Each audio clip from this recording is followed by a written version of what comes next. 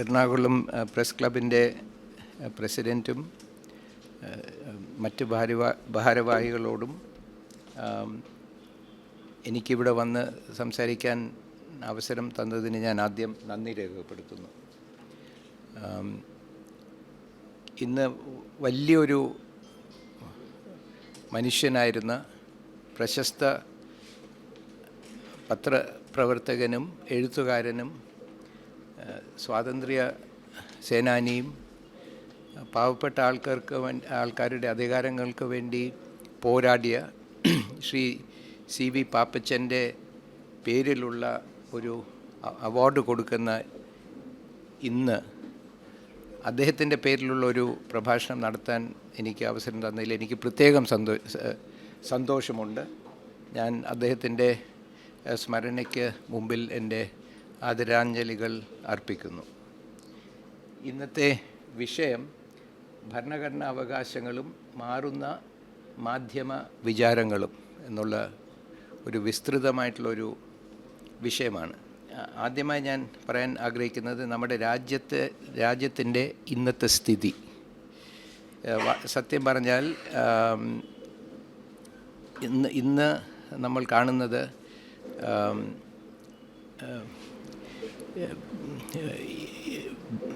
Bharatiya Janata party Sangh Parivar ഭരിക്കുന്ന 14 സ്റ്റേറ്റിലും union സർക്കാരിലും ഒരു union ടെറിട്ടറിയിലും അവർ indirectly control ചെയ്യുന്ന NDA ഭരിക്കുന്ന 5 സ്റ്റേറ്റുകളിലും ഒരു യൂണിയൻ ടെറിട്ടറിയിലും ഇപ്പം നമ്മുടെ കോൺസ്റ്റിറ്റ്യൂഷൻ ഒരു സബോർഡിനേറ്റ് ഡോക്യുമെൻ്റായി മാറ്റപ്പെട്ടിരിക്കുകയാണ്. ഈ ഒരു കോൺസ്റ്റിറ്റ്യൂഷൻ എന്ന് വെച്ചാൽ ലീഗൽ പോയിൻ്റ് ഓഫ് വ്യൂവിൽ നോക്കുകയാണെങ്കിൽ ഒരു സുപ്രീം ഡോക്യുമെൻ്റാണ്. എല്ലാ നിയമത്തിൻ്റെയും അടിത്തറയാണ്. എല്ലാ ആശയങ്ങളും നിയമപരമായ ആശയങ്ങളും കോൺസ്റ്റിറ്റ്യൂഷനിൽ നിന്ന് മാത്രമാണ് എടുക്കേണ്ടത്. പക്ഷേ എക്സിക്യൂട്ടീവ് ആയാലും ലെജിസ്ലേച്ചർ ആയാലും ഈ സ്റ്റേറ്റുകളിൽ യൂണിയൻ ടെറിട്ടറിയിലും ഇപ്പോൾ അടിസ്ഥാന മൂല്യങ്ങൾ എടുക്കുന്നത് വേദങ്ങളിൽ നിന്നാണ്. അതിനെ ഇംപ്ലിമെൻ്റ് ചെയ്യാൻ ഒരു അഡ്മിനിസ്ട്രേറ്റീവ് ഡോക്യുമെൻ്റായിട്ടാണ് അവർ കോൺസ്റ്റിറ്റ്യൂഷനെ കാണുന്നത്. പക്ഷേ ബേസിക് നോംസ് ഇന്ന് അവരെടുക്കുന്നത് കോൺസ്റ്റിറ്റ്യൂഷനിൽ നിന്നല്ല. കോൺസ്റ്റിറ്റ്യൂഷൻ്റെ ഗ്രൂണ്ട് നോംസിനെ അവർ റിജക്റ്റ് ചെയ്യുന്നു. ഇതെല്ലാം ഫോറിനാണ്, ഇതൊക്കെ നമുക്ക് പറ്റിയതല്ല, അനുയോജ്യമല്ല, നമ്മുടെ വേദങ്ങളിൽ നിന്ന് വേണം നമ്മുടെ ഗ്രൂണ്ട് നോംസ് നമ്മൾ എടുക്കാൻ എന്ന് തുറന്നു പറയുന്നു. ഇതിൽ ആശ്ചര്യമൊന്നുമില്ല. ഒരു നൂറ്റാണ്ടിൽ കൂടുതലായി 1915 ഹിന്ദു മഹാസഭയുണ്ടായി, 1925 RSS ഉണ്ടായി. ഇവരുടെ എല്ലാം തുറന്ന ഉദ്ദേശം ഈ രാജ്യത്തൊരു ഹിന്ദു രാഷ്ട്രം എന്നുള്ളൊരു സിസ്റ്റം ഓഫ് ഗവൺമെൻറ്, ഒരു ഹിന്ദു സിസ്റ്റം ഓഫ് ഗവൺമെൻറ്റും Hindu system of Hindu state, theocratic സ്റ്റേറ്റും എസ്റ്റാബ്ലിഷ് ചെയ്യണം എന്നുള്ള ഉദ്ദേശം അവർ വളരെ തുറന്ന് നൂറ്റാണ്ടായിട്ട് പറയുകയാണ്. അതിൽ രഹസ്യമൊന്നും ആയിട്ടല്ല പറയുന്നത്. അതിൽപ്പെടുന്ന ആൾക്കാരിപ്പം 2014 മുതൽ ഇന്ത്യ ഭരിക്കുന്നു. നമ്മൾ അവരുടെ ഭരണം ശക്തമാകും തോറും ഇന്ത്യയുടെ ഫ്രീഡം ഓഫ് പ്രസ് ഇൻഡെക്സ് കുറഞ്ഞു വരികയാണ്. ഇപ്പം നമ്മൾ ഈ റിപ്പോർട്ടേഴ്സ് വിതൗട്ട് ബോർഡേഴ്സ് RSFൻ്റെ 2025 റിപ്പോർട്ട് നിങ്ങൾക്ക് ഇൻ്റർനെറ്റിൽ പോയി നോക്കിയാൽ, ഇവിടെ ഇൻ്റർനെറ്റ് കണക്ഷൻ ഉണ്ടായിരിക്കും, ഞാൻ കാണിച്ചു തരാം. അതൊരു ഗ്രാഫുണ്ട്, ഓരോ കൺട്രിയുടെ ഒരു ഗ്രാഫുണ്ട്. ഇന്ത്യയുടെ റാങ്ക് 151ആണ്. ലോവസ്റ്റ് 180ആണ്. 151 റാങ്കിൽ നിൽക്കുന്ന ഇന്ത്യയുടെ ഈ താഴോട്ട് വരുന്ന ഫ്രീഡം ഓഫ് പ്രസിൻ്റെ ഇൻഡെക്സ് നോക്കിക്കഴിഞ്ഞാൽ 14 കുറയുന്നു. 14 കഴിഞ്ഞ് രണ്ടാം വരവ് വന്നപ്പോഴത്തേക്ക് ഷാർപ്പായിട്ട് കുറയുന്നു. എന്നുവെച്ചാൽ ആദ്യത്തെ 5 വർഷം അവരുടെ ആളുകൾ എല്ലായിടത്തും എസ്റ്റാബ്ലിഷ് ചെയ്യുമായിരുന്നു, ഇൻസ്റ്റിറ്റ്യൂഷൻസിനെ ടേക്ക് ഓവർ ചെയ്യുമായിരുന്നു. അത് കഴിഞ്ഞിട്ട് ഈ വളരെ ഷാർപ്പായിട്ട് ഡിക്ലൈൻ ചെയ്യുകയാണ്. ഇന്ന് ഇന്ത്യ ഇൻ്റർനാഷണൽ ലെവലിൽ freedom of press freedom of press very serious lack of freedom of press ഉള്ള ഏറ്റവും താഴത്തെ കാറ്റഗറിയിൽ വന്നിരിക്കുകയാണ്. സ്കോർ അത് ഈ 0 മുതൽ 100 വരെ സ്കോറുണ്ട്. അതിൽ 0 മുതൽ 40 വരെ ഉള്ള സ്കോറാണ് ഏറ്റവും പുവറസ്റ്റ്. അതിൽ കഴിഞ്ഞ 3-4 വർഷമായിട്ട് ഇന്ത്യ ഏറ്റവും പുവറസ്റ്റ് റാങ്കിൽ വന്നിരിക്കുകയാണ് ഓൺ ഫ്രീഡം ഓഫ് പ്രസ്. നമ്മൾ യൂണിവേഴ്സിറ്റി ഓഫ് സ്വീഡനിലെ യൂണിവേഴ്സിറ്റി ഓഫ് ഗോത്തൻബർഗ് യൂണിവേഴ്സിറ്റിയിൽ ഒരു ഡെമോക്രാറ്റിക് സിസ്റ്റത്തിനെ സ്റ്റഡി ചെയ്യുന്ന ഇൻസ്റ്റിറ്റ്യൂട്ടുണ്ട്. വളരെ വിഖ്യാതമായിട്ടുള്ള ഇൻസ്റ്റിറ്റ്യൂട്ടാണ്. അവർ നമ്മളെ ഇലക്ടറൽ ഡെമോക്രസി ആയിട്ട് കരുതിയിരുന്നു കുറേ വർഷം. അതൊരു ഫുൾ ഫ്ലെജ് ഡെമോക്രസി അല്ല, പക്ഷേ ഫ്രീ ആൻഡ് ഫെയർ ഇലക്ഷൻസ് നടക്കുന്നു. മറ്റു പല democratic social equality, economic equality ഇല്ല. പക്ഷേ എന്നാലും ഒരു ഇലക്ട്രൽ ഡെമോക്രസി ആയിട്ട് അക്സെപ്റ്റ് ചെയ്യുന്നു. ഇപ്പം നമ്മൾ ഇലക്ടറൽ ഓട്ടോക്രസി ആയിട്ടാണ് നമ്മൾ ക്ലാസിഫൈ ചെയ്യുന്നത്. അപ്പം ഞാൻ പറഞ്ഞതുപോലെ നമ്മളിപ്പോൾ വളരെ വളരെ വലിയൊരു പ്രതിസന്ധിയിലാണ് നമ്മൾ നിൽക്കുന്നത്. ഏകദേശം 50% ഈ പറഞ്ഞ ഈ BJPയും NDAയും ഭരിക്കുന്ന സ്റ്റേറ്റ്സ്, പ്രത്യേകിച്ച് BJP ഭരിക്കുന്ന സ്റ്റേറ്റിൽ കോൺസ്റ്റിറ്റ്യൂഷനെ ഒരു സെക്കൻഡ് ലെവൽ ഇൻസ്ട്രുമെൻ്റായി തരം താഴ്ത്തി കഴിഞ്ഞിരിക്കുന്നു. ഈ NDA ഭരിക്കുന്ന സ്റ്റേറ്റ്സ് ഏകദേശം ഇന്ത്യയുടെ പകുതി ജനസംഖ്യയുടെ പകുതി അവരുടെ കീഴിലാണ് ഭരണം നടക്കുന്നത്. അതായത് ഇന്ത്യയുടെ ജനതയുടെ ഏകദേശം പകുതി ജനങ്ങൾക്ക് ഇന്ന് കോൺസ്റ്റിറ്റ്യൂഷൻ ഒരു basic source of norms and rights അല്ലാതായി തീർന്നിരിക്കുകയാണ്. ഈ 3 സ്റ്റേറ്റിൻ്റെ ബ്രാഞ്ചസ് ഉള്ള ഇന്ത്യയിൽ 2 ബ്രാഞ്ചസ്, ലെജിസ്ലേറ്റീവ് ആൻഡ് എക്സിക്യൂട്ടീവ്, നമ്മുടെ കോൺസ്റ്റിറ്റ്യൂഷൻ സ്ട്രക്ചറിൽ ഒരേ പാർട്ടിയാണ് ഇതിനെ രണ്ടിനെയും ശരിക്കും ഹയസ്റ്റ് ലെവലിൽ കൺട്രോൾ ചെയ്യുന്നത്. ഇത് രണ്ടും ക്യാപ്ചർ ചെയ്യപ്പെട്ടിരിക്കുന്നു. ആകപ്പാടെ ഇപ്പോൾ ഇൻഡിപെൻഡൻ്റ് ആയിട്ട് സ്ട്രക്ചറലി ഇൻഡിപെൻഡൻ്റായി നിൽക്കുന്നത് ജുഡീഷ്യറി മാത്രമേ ഉള്ളൂ. പക്ഷേ ജുഡീഷ്യറിയുടെ ഉള്ളിലും ഇതേ അഭിപ്രായം ഞാൻ തിയോക്രാറ്റിക് ജഡ്ജ്മെൻറ്റ്സ് എന്ന് പറയുന്ന തിയോക്രാറ്റിക് ജഡ്ജിങ്ങിലൂടെ ഉണ്ടാകുന്ന തിയോക്രാറ്റിക് ജഡ്ജ്മെൻറ്റ്സിൻ്റെ സംഖ്യ കൂടി വരികയാണ്. ഈയിടെ Devinder Singh versus state of Punjab എന്നുള്ള സുപ്രീം കോടതി ജഡ്ജ്മെൻറ്റിൽ വർണ്ണവ്യവസ്ഥയെ പുകഴ്ത്തി, അത് കാസ്റ്റ് അല്ല, അതൊരു നല്ല സിസ്റ്റമാണ്, it brings the best out of every one supreme കോടതി പറയുകയാണ്. അങ്ങനെ മറ്റ് ജഡ്ജ്മെൻറ്റ്സും ഉണ്ട്. അത് കോൺസ്റ്റിറ്റ്യൂഷനിൽ വർണ്ണവ്യവസ്ഥ ഒരു ഗുഡ് സിസ്റ്റമാണെന്നുള്ളൊരു വാല്യൂ ഇല്ല. മറിച്ച് കോൺസ്റ്റിറ്റ്യൂഷനിൽ അതൊരു വേറൊരു വിഷയമാണ്. 20 വെപ്പൺസ് ഓഫ് കാസ്റ്റ് ഡിസ്ട്രക്ഷൻ ഉണ്ട്, വർണ്ണ ഡിസ്ട്രക്ഷൻ കോൺസ്റ്റിറ്റ്യൂഷൻ്റെ ഉള്ളിലുണ്ട്. അനൈഹിലേഷൻ ഓഫ് കാസ്റ്റാണ് കോൺസ്റ്റിറ്റ്യൂഷൻ്റെ ഉദ്ദേശം. കോൺസ്റ്റിറ്റ്യൂഷൻ അനൈഹിലേറ്റ് ചെയ്യാൻ ഉദ്ദേശിക്കുന്ന ഒരു വർണ്ണവ്യവസ്ഥയെ ഒരു നല്ല കാര്യമാണ് എന്ന് പറയുന്ന ഒരു സുപ്രീം കോടതി ഡിസിഷൻ നമ്മുടെ മുമ്പിൽ ഇരിക്കുകയാണ്. ഞാൻ വ്യക്തിപരമായി ജഡ്ജസിനെ പറയല്ല, ഇതൊരു സോഷ്യൽ സിസ്റ്റമാണ്, ഒരു സോഷ്യൽ ചേഞ്ചാണ്, ഒരു സ്ട്രക്ചറാണ്, സ്ട്രക്ചറൽ ചേഞ്ച് നടക്കുകയാണ്. ഇപ്പോൾ നമ്മൾ നാഷണൽ ലെവലിൽ നോക്കിക്കഴിഞ്ഞാൽ ഈ കോൺസ്റ്റിറ്റ്യൂഷൻ്റെ എതിരെയുള്ള അറ്റാക്ക് 12 വൈറ്റൽ ഓർഗൻസ് ഓഫ് കോൺസ്റ്റിറ്റ്യൂഷൻ്റെ എതിരെ കോൺസെൻട്രേറ്റ് ചെയ്തിരിക്കുകയാണ്. നമ്മളെപ്പോഴും കോൺസ്റ്റിറ്റ്യൂഷനെ അറ്റാക്ക് ചെയ്യുന്നു, constitution is in trouble, constitution ഇങ്ങനെ പൊക്കി പിടിക്കുന്നു. അതിൽ 395 ആർട്ടിക്കിളുണ്ട്. പക്ഷേ ആക്ച്വലി അതിൻ്റെ എതിരെ അറ്റാക്ക് ഉണ്ടാകുന്ന വെറും 12 സെറ്റ്സ് ഓഫ് ഒരു 7 സ്പെസിഫിക് റൈറ്റ്സും 5 പ്രത്യയശാസ്ത്രമായിട്ടുള്ള കോൺസ്റ്റിറ്റ്യൂഷണൽ പ്രിൻസിപ്പിൾസിനെതിരെയാണ് അറ്റാക്ക് നടക്കുന്നത്. അതിൽ വളരെ സുപ്രധാനമായിട്ടുള്ളത് ഫ്രീഡം ഓഫ് സ്പീച്ച് ആൻഡ് എക്സ്പ്രഷനാണ്. ആ freedom of speech and എക്സ്പ്രഷനാണ്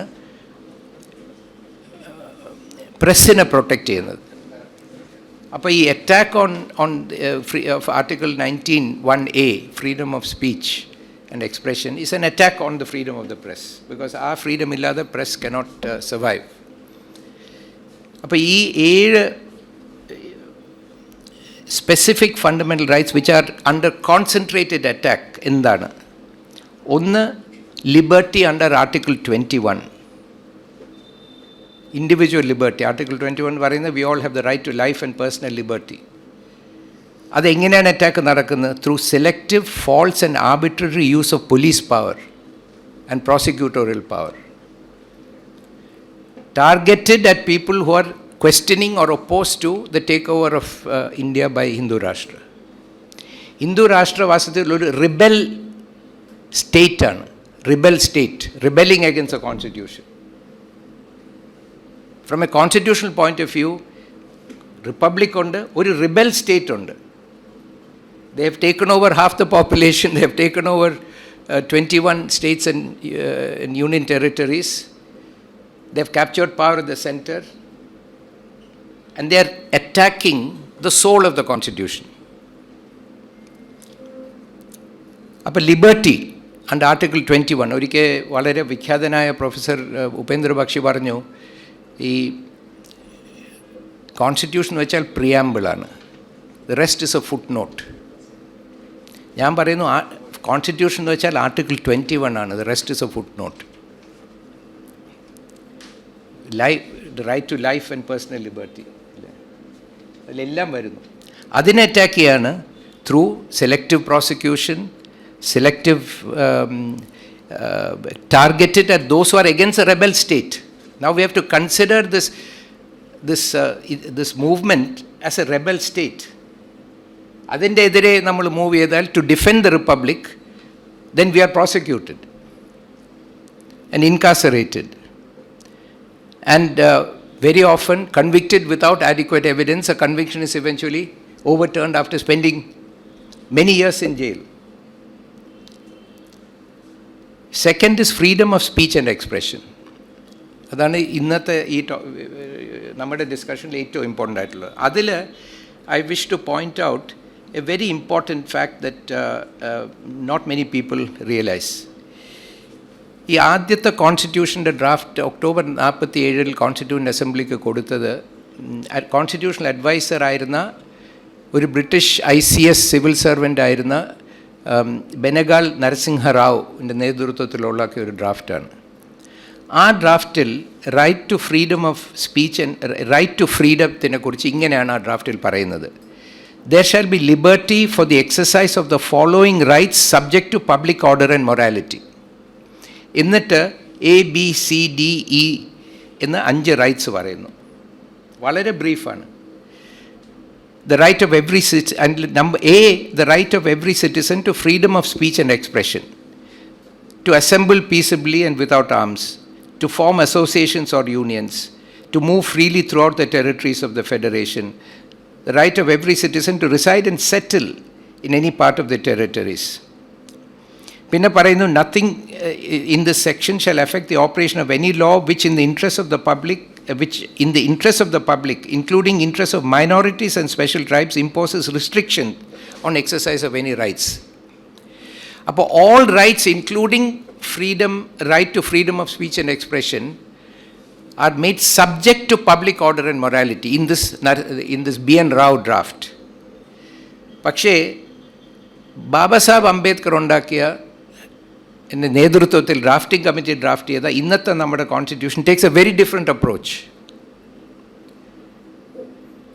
article 19 മാറ്റുന്നു. അതിന് ആർട്ടിക്കിൾ 19 പറയുന്നത് എന്താണ്? പ്രൊട്ടക്ഷൻ. ആദ്യം the importance of freedom of speech. ആ ആർട്ടിക്കിൾ 19 സബ് ഹെഡിങ്ങിൽ ഒരൊറ്റ റൈറ്റിന് മാത്രമേ ആ ടൈറ്റിൽ ഇൻക്ലൂഡ് ചെയ്യുന്നുള്ളൂ: protection of certain rights regarding freedom of speech etcetera. So you can see that of all the rights, the most important of the freedoms, the most important is freedom of speech. In the 19(1) പറയുന്നു, all citizens shall have the right to freedom of speech and expression, full stop. Subject to public order and morality എന്ന് അതിൽ പറയുന്നില്ല. ഇപ്പം 19 ഈ റാവു കൊടുത്ത ഡ്രാഫ്റ്റിൽ പറയുന്നത് എന്താണ്? ഇത് all rights including right to freedom of speech and expression is subject to public order and morality എന്നാണ്. പക്ഷേ നമ്മുടെ ബാബാ സാഹബ് അംബേദ്കറിൻ്റെ നേതൃത്വത്തിലുള്ള ഡ്രാഫ്റ്റിംഗ് കമ്മിറ്റി അതിനെ മാറ്റിയിട്ട് where our own Madam Dakshayani Velayathan was a member. She was one of those who made this change. And they gave us Article 19(1)(a), which says all citizens shall have the right to freedom of speech and experience, full stop. Not subject to anything. Separately, Article 2 il parayunnu, nothing in subclause A of clause 1 shall affect the operation of any existing law or prevent the state from making any law, insofar as such law imposes reasonable restrictions on the exercise of the right conferred by 19(1)(a) in the interest of sovereignty, where speech may adversely affect, this language interpret where the speech may adversely affect the position of India in the Committee of Nations internationally by affecting the sovereignty and integrity of India. Sovereignty and integrity of India is asserted against other countries, not against the people. We have sovereignty, we are a country, so other countries should not dictate to us. This is our territory, do not enter it. So if you make a speech which affects India's position in the world order, in the Committee of Nations, by questioning India's sovereignty and its territorial integrity, or the security of the state, internationally, the state of India, or friendly relations with foreign states, then that speech reasonable restrictions can be put through legislation in those three circumstances. Second, where speech may adversely affect three aspects of domestic tranquility. Number one, public order, domestic, inside the country, public order. Number two, decency. Number three, morality. There must be a direct, perceptible, real, immediate impact. The American standard on freedom of speech is imminent lawlessness. If speech causes imminent lawlessness that cannot be stopped, then that speech can be prohibited, but not if the threat to public order, decency or morality is distant or remote and cannot be proved. Third, so we had speech that speech including by the press. If it affects the position of India in the Committee of Nations, it can be restricted as necessary to prevent that. Second, where it may adversely affect three aspects of domestic tranquility: public order, decency or morality. Third, where speech constitutes three types of crimes. Criminal speech can be restricted reasonably. What are those three crimes? Contempt of court, defamation, or incitement of an offense. First of all, the Constitution says we have freedom of speech and expression, full stop. Separately, without qualifying that, unlike right to religion in Article 25, where it says subject to public order and morality,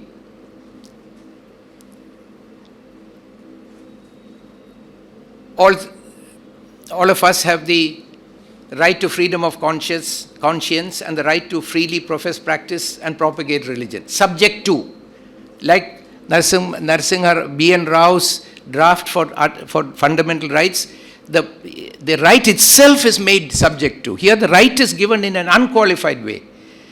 And then we are told that for certain reasons, through legislation, the state can protect these rights. Now, why is this distinction made? Because these restrictions can be put only to protect everybody's freedom of speech and expression. Not to protect the state, not to protect the police, not to help overthrow the republic. India's position in territory, India's sovereignty is lost. Our freedom is lost. India's security is lost. Our freedom is lost. Our friendly relations with foreign states are lost. Our freedom is diminished. If domestic tranquility is lost, we don't have if like Gauri Lankesh, if I speak and someone comes into my house and kills me, then I don't have freedom of speech and expression. So public order, decency or morality are also impediments to my freedom. Similarly, when 3 types of crimes are committed, they threaten my speech. Contempt of court, because I have to go to a court and the court has to protect my rights. So if the court is weakened, then I have no one. The court exists not to serve the judges but to protect my rights. And if the court is weak, then I have no other way to protect my rights. So I want to protect the court, the faith and trust and confidence and integrity of courts. If I am defamed, it takes away my public reputation. My speech becomes disregarded by the public. So if I make some allegations against a newspaper that are unfounded, people may not read the newspaper. Or if I incite people to an offense. So, in other words, the structure of the Constitution is you can only restrict the fundamental rights, including the right to freedom of speech and expression, in order to strengthen those rights, not to take them away.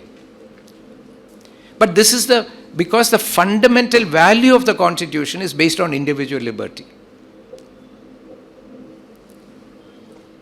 as we know from the preamble. But but the courts have not interpreted Article 19 this way. The courts are reading Article 19 according to the B.N. Rao draft. That all these rights are subject to whatever the state decides is in the public interest. And the state is now governed by an ideology which has absolutely no place for liberty or the individual. And if there's time, I can come back to that. So the first point I want to make is that there is an attack on 7 specific sets of fundamental rights. One of these is Article 19. I've gone into it in some detail because it is very relevant to the freedom of the press. And what we must understand is that the freedom of the press is being taken away by violating the Constitution and wrongly interpreting the Constitution. What we are seeing is constitutional power is being abused to destroy the Constitution, not to protect it. The next is those I will not go in. I'll just mention. I will not go into detail. Freedom to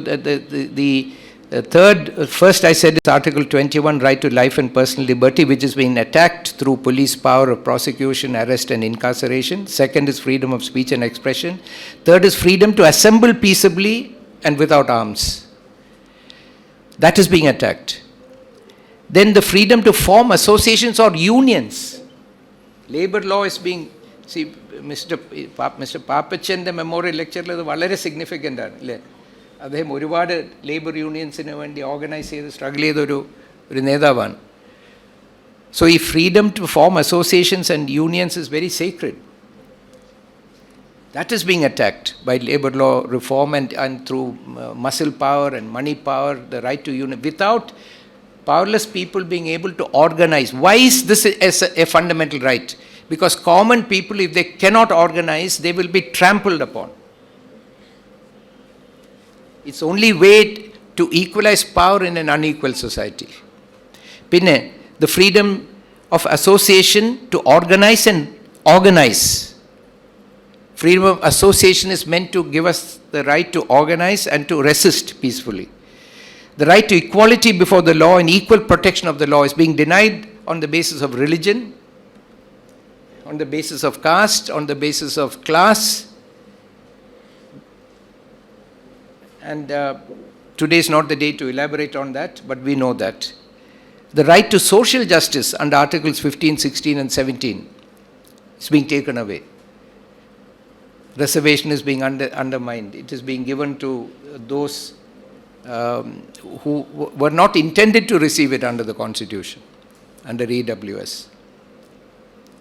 So the idea of social justice is being overturned. So these are the 7 sets of rights which are under concentrated attack. Not that only they are being attacked, but concentrated attack, and they're vital organs of the Constitution.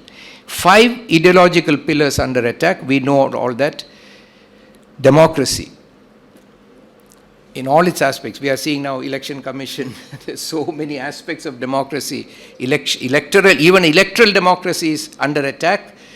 Although Dr. Ambedkar had a vision of democracy which was much broader than electoral democracy, social democracy, economic democracy, deeper political democracy. അതിനെല്ലാം reject ചെയ്തിട്ട് ഉള്ള fragile ആയിട്ടുള്ള electoral ഡെമോക്രസിയെ ഇല്ലാതാക്കുകയാണ്. Because if you read Golwalkar, Savarkar, they say democracy is bad, liberty is bad, freedom is bad. ഇതെല്ലാം തെറ്റാണ്, നമുക്ക് മോണാർക്കിയാണ് വേണ്ടത് എന്നാണ് അവരുടെ philosophy. So we are moving towards one person rule, whoever that person may be. പിന്നെ secularism, targeted attack against the idea of, it's called secularism. Actually, secularism is the attack on secularism. It's a sick attack on secularism. That is what secularism is. The next fundamental pillar related to that is fraternity. Dr. Ambedkar said, without fraternity, equality and liberty are only thick as coats of paint. They have no meaning. And the next pillar, fourth pillar, is socialism. Recently, the Supreme Court, former Chief Justice Dhananjay Chandrachud, called socialism an imposition by Justice Krishna Iyer of his personal ideology on the country. And the two other judges, Justice Nagaratna, Justice Dhulia, protested. Fortunately, Justice Nagaratna quoted his sentence saying this and said, this is wrong, you should not say this. Perhaps one of the only instances where two judges of the Supreme Court are reprimanding the Chief Justice. But in the final version of his judgment, he has removed that sentence, but he continues the whole thing. So, socialism was not invented in Talasheri by Krishna Iyer. It is a description of the struggle for centuries of the common people of this country, including people like Mr. Papachan. It was not imposed on the country, it was imposed on the elite of the country by the common people. That's being attacked. And lastly, federalism is being attacked so that we move towards a unitary state. Therefore, what we are seeing is a very concerted attack. But idine defend ചെയ്യുന്നത് ഈ five pillars and the 7 rights, these have to receive special attention and protection by the people, by the press. The press has to play a very, very important role. Now, the problem is that the press is also in crisis, not only in India, but all over the world. We all know this. What is press freedom? So the RSF, Reporters Without Borders, defines press freedom in a very nice way. Just in passing, press freedom is defined as the ability of journalists. So, press freedom is the ability of journalists to do something. That's press freedom. Not the institution, the newspaper. Ability of journalists to do something. That's press freedom. To do what? Of journalists as individuals and as collectives. So, ability of journalists as individuals and as collectives to select, produce and disseminate news in the public interest, independent of political, economic, legal and social interference, and in the absence of threats to their physical and mental safety. Idina compromise here, there's no press freedom. So the press freedom lies in the hand of the journalist. If that hand and pen are not free, there is no press freedom. That's the reality. Now, against this we see that in India, there is a tremendous attack on press freedom. The main areas in which press freedom is being attacked, as you know, are in terms of direct government interference and control, using the word interference. And we know that anything being published, they get a call from the government. The reporter or the editor gets a call from the government, why was this published? So going back to the emergency days, where Mr. Papachan and his son, Mr. Jeevan, were all resistors of the emergency. They are, I'm sure, reminded of those days. And their struggle brought freedom back to our country. അപ്പോൾ there is this, അപ്പോൾ അതിനെക്കുറിച്ച് ഞാൻ കൂടുതൽ സമയം ഇല്ലാത്തതുകൊണ്ട് discuss ചെയ്യാൻ നമുക്ക് എല്ലാവർക്കും അറിയാവുന്നതാണ്. The methods, ownership being bought over by corporates. All these years, the Congress never enacted any law to ensure that media cannot be owned by monopolies. So the media has been bought over by big corporates.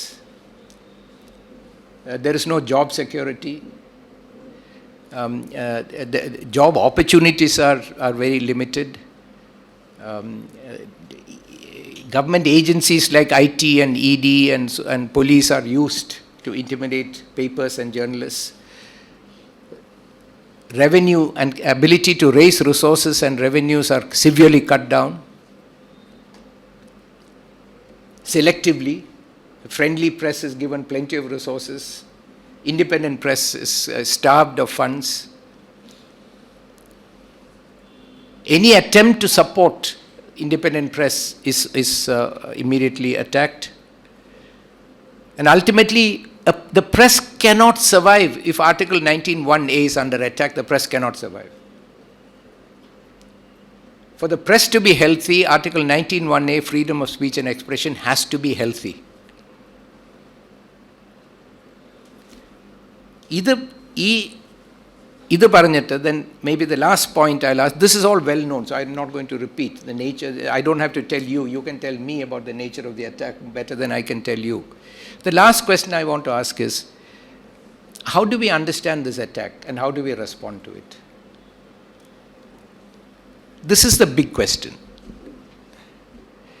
Because ഇത്രയും വർഷമായിട്ട് the issue was framed as liberalism versus communalism.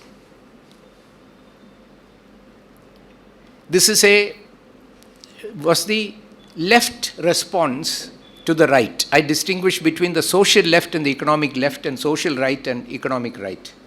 Because the word left was invented 30 years before Marx was born. So it simply means those who are fighting for common people is the left. Those who are for the privileged are the right, because in the French National Assembly they sat, those who are with the people sat on the left and those who are with the king sat on the right. But in India I find there is an economic left and a social left. Social left are those who believe that the first priority for India is to annihilate caste and change the social order. Why? Because Dr. Ambedkar said in 1930 in the Round Table Conference that when the British leave India, India will be ruled by an oligarchy. Oligos means few people. Archy means rule. Monarchy means one person's rule. Oligarchy means the rule of few people. So he said, once the British leave and the Muslims leave, the only organized group left in this country are the established, privileged Hindu castes. They will run India as an oligarchy. And he said, to prevent this, you must have representative democracy, where the three branches of the state have due and adequate representation of all communities. His words in 1930. But today we find that 4 communities monopolize power at the national level in all fields of activities. Doesn't matter which they are, because even if they are A, B, C and they're replaced by D, E, F, it doesn't matter. There should not be concentration of power in the hands of any community. For 75 years, Kerala, 3 communities, 1 community and 2 communities that claim to be unilaterally, claim to be descendants of that community, they monopolize power. So for 75 years, there has never been a scheduled caste chief minister of Kerala. For 75 years, there has never been a scheduled caste chief secretary of Kerala. Although every year through reservation, scheduled castes are being recruited into the IAS, not one was found fit to be Chief Secretary of Kerala.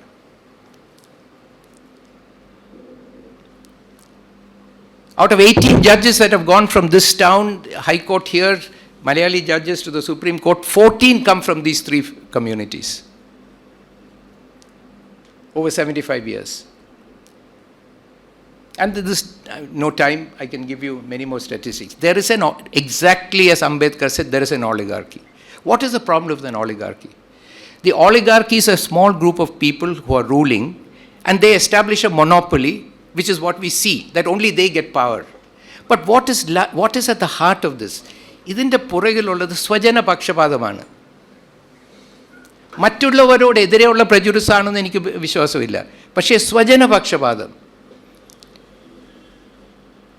ചാതുർവർണ്ണയ മയാ സൃഷ്ടം ഗുണകർമ്മ വിഭാഗശ എന്നാണല്ലോ പറയുന്നത്. Actually ഞാനത് മനസ്സിലാക്കുന്നത് ഇവിടെ നടക്കുന്നത് എന്താണ്? ചാതുർവർണ്ണയ മായ സൃഷ്ടം മമ ഗുണ മമ കർമ്മ വിഭാഗശ. എൻ്റെ ഗുണവും എൻ്റെ കർമ്മവുമുള്ള ആൾക്കാർ ഞാൻ ഓർഗനൈസ് ചെയ്ത് വെച്ചിരിക്കുകയാണ്. അവർക്ക് മാത്രം പവർ കൊടുത്തിരിക്കുകയാണ്. അതിൻ്റെ പേര് ഇപ്പോഴെന്താ പറയുന്നത്? മെറിറ്റ്. സ്വജനപക്ഷപാതത്തിൻ്റെ മോഡേൺ പേര് മെറിറ്റ് എന്നാണ്. പക്ഷേ the essence of the caste system which Ambedkar wanted to annihilate was concentration of power. You go to America and you find all companies are full of only white males. Then you say there is Swajana Pakshapadam by the white males. Caste is only a system of screening appointments to top positions. Adana caste. ആ screening കാരണം only 3 or 4 communities are able to hold power. അപ്പോൾ നമ്മൾ എവിടെ പോയാലും ഈ 3-4 communities മാത്രമേ ഉള്ളൂ എന്ന് കണ്ടാൽ ആ screening system is working. That screening system is cast. That screening system has to be abolished. Media is very much a prisoner of this screening system. That is why media today cannot play its role to defend the Constitution.